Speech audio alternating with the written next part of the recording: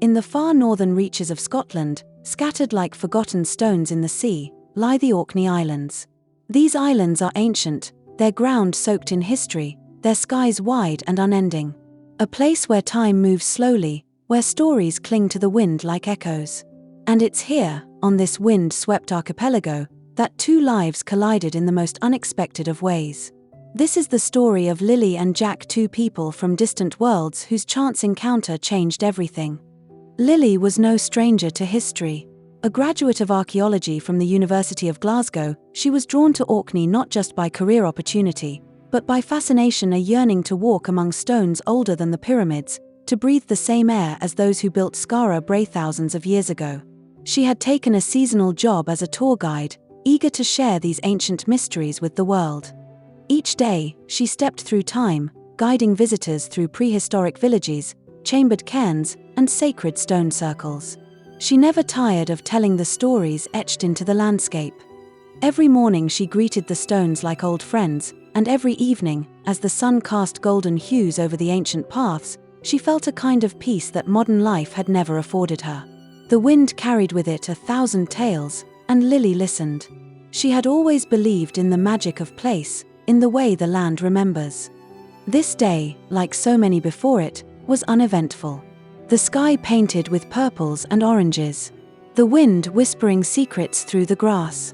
She was preparing to close up when the voice on the radio crackled. A visitor, late in the day, was on his way to Skara Brae. She furrowed her brow. A late visitor wasn't unusual during the summer, but in March? Uncommon. Still, she waited. Something in her told her to wait. Jack had journeyed from Wisconsin.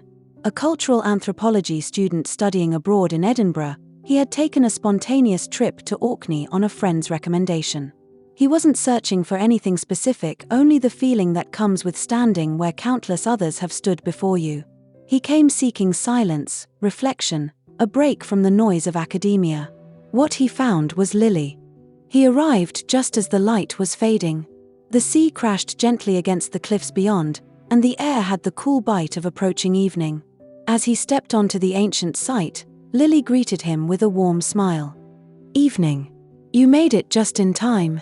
Skara Brae's closing soon, but I can offer a quick tour," she said, brushing a lock of hair behind her ear. "Perfect timing then. Didn't expect such a kind welcome," Jack replied, his voice tinged with surprise and gratitude. Their conversation began simply questions about the site, answers about the people who once lived there. But it quickly veered into deeper waters. Books they loved. Places they dreamed of visiting. The intersection of myth and history. The magic of the moment wove around them like the cold wind, gentle and electrifying.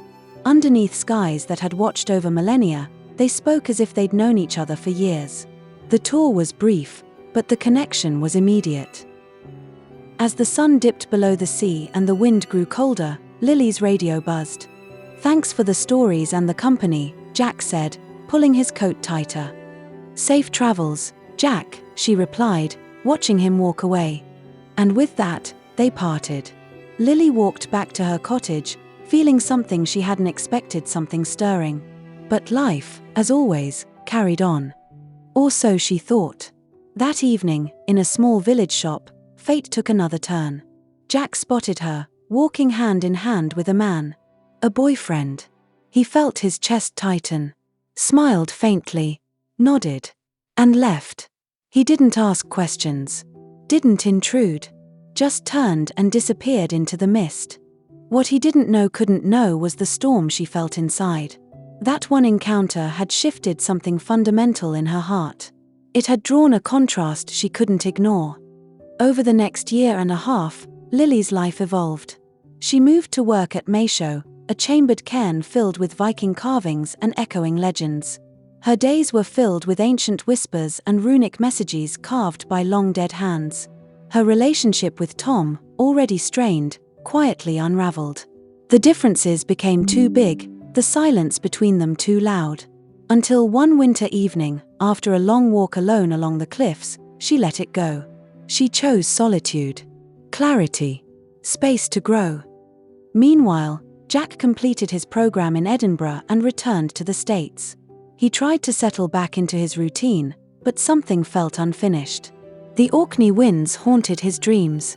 Lily's face surfaced in unexpected moments. Her voice lingered in the corners of his memory. Then, as if pulled by some cosmic tide, Jack returned. A story in the local paper caught her eye, a visitor who had found a message in a bottle while walking along the shore. The picture was unmistakable, the hat, the eyes. The article was about synchronicity, about finding unexpected connections. It felt like a sign. Lily stood frozen in her kitchen, tea cooling in her hand. "It's him," she whispered. "His back." When he stepped into Mayshow, she nearly dropped her clipboard. Time paused. Their eyes met, and it was as if the world fell away. "Lily." "Jack." She led the tour, her voice steady, her heart racing. Her colleagues noticed the sparks, the kind you can't fake. Afterward, she walked up to him, words stumbling out of her mouth like a confession. "Coffee." "I hoped you'd ask," he said, smiling. They started again, this time with time on their side. They talked for hours that first night, catching up on all that had happened, sharing thoughts and hopes, laughter and lingering glances. Every moment felt brighter, like the light had shifted. They walked along the beach, through fields dusted with frost, around ancient stones that now felt like witnesses to something new. Eventually, Jack voiced what both had been feeling. "I can't pretend this is just friendship." "Neither can I," Lily said softly. Love bloomed, quietly and completely.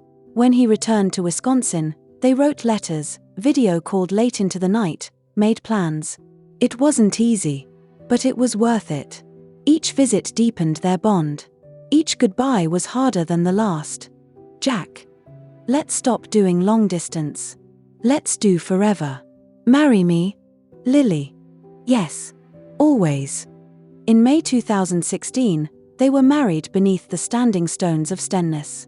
Wind in their hair, stones older than empires around them. A modern promise in an ancient place. Friends and family gathered in a circle of history and hope. Lily wore a simple dress, her hair pinned with heather. Jack looked at her like she was the only person who had ever mattered. Today, they live just outside Edinburgh. Jack works in cultural anthropology, lecturing and researching. Lily shares Orkney's history through lectures and books. She has become a storyteller in the truest sense, preserving the past while living a beautiful present. They return to the islands often, to walk the same paths, now as husband and wife. To greet the stones like old friends. To stand where it all began. Some stories are whispered into stone and carried on the wind. This one began with a glance, a conversation, a shared love for the past. And like the ruins of Skara Brae, it endures. Timeless. Strong. Rooted in something eternal. A love written into the very landscape, echoing across the ages. Their children will one day walk those same paths. Hear the wind whisper the story of how their parents met. And the story will live on in memory, in stone, in love.